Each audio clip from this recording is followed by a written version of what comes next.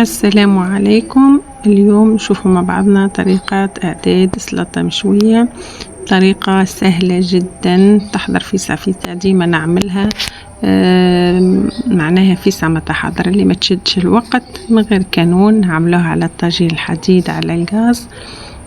نحط الطماطم والفلفل والبصل هذاك بعد لا نظفناهم، قصيت البصل والطماطم تنجم تحطو كيما كيك، تنجم تقصو خليهم هكا يتشووا في راحتهم. ناقص للغاز كل مرة هكا تقلبهم الوين تحسهم هكا تراو وتشوو، يعني يبدو طابوا بالباهي.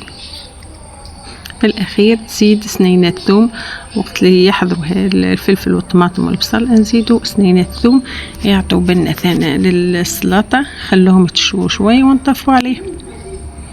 هكاكا تكون طريقة سهلة جدا، يعني بصراحة نخدم ديما نعملها فيسع ما تحضر فيسع نرحاها ومورها مريقلة. نشجعكم انكم تجربوا الوصفة بحول الله باش تولوا تعتمدوه، خاطر خاصة النساء اللي يخدموا. طريقة سهلة بسيطة وما تشدش الوقت.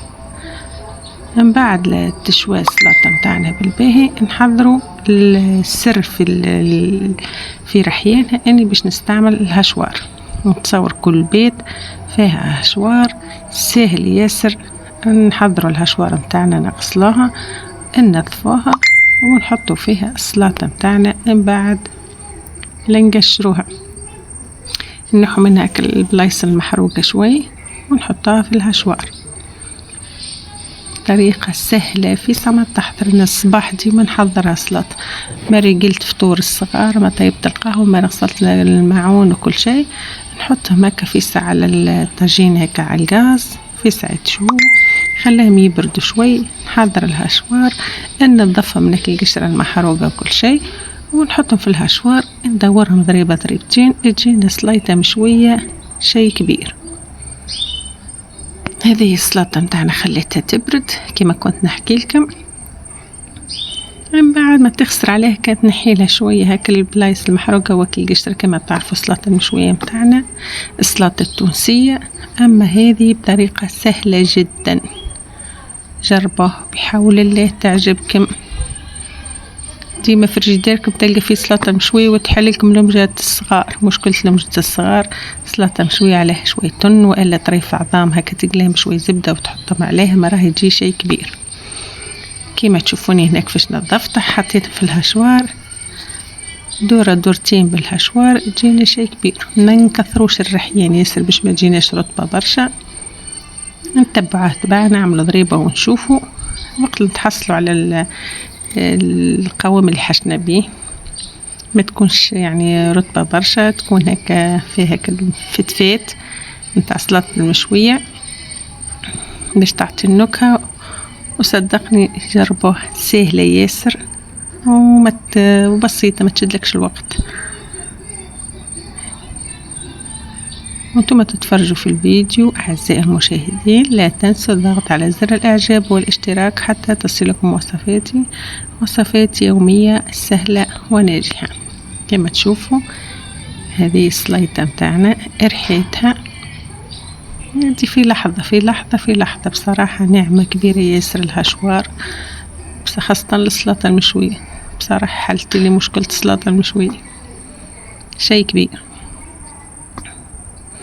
هذه سليطتنا حضرت، نفرغوها من الهشوار في صحفة ولا في صحن في صحفة باش نضيفوا عليها شوية زيت زيتونة.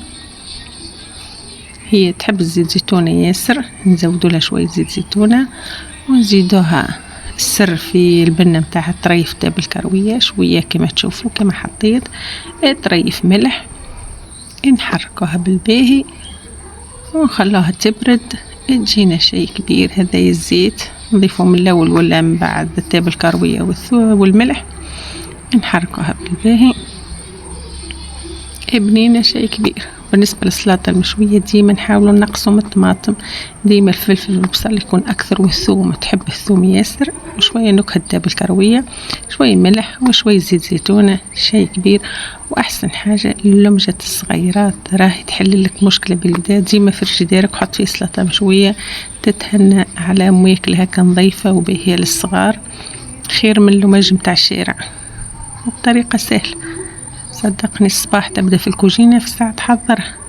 حط كل شيء على بعضه في الطاجين الحديد هذاك على الغاز، نقسله تخليها تحضر في عقلها التشوى. ما انتي رجلتي امورك، ما حضرتي روحك، حضرتي قهوة الصغار ورجلتي لهم امورهم، تلقاها هي طابت، تخليها تبرد شوي، ترحها في الحشوار وترجل.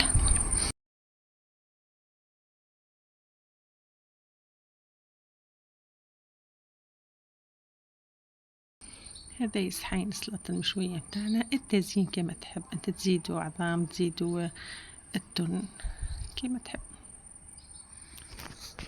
دوما بقى لي كنقولكم الى اللقاء في فيديو جديد.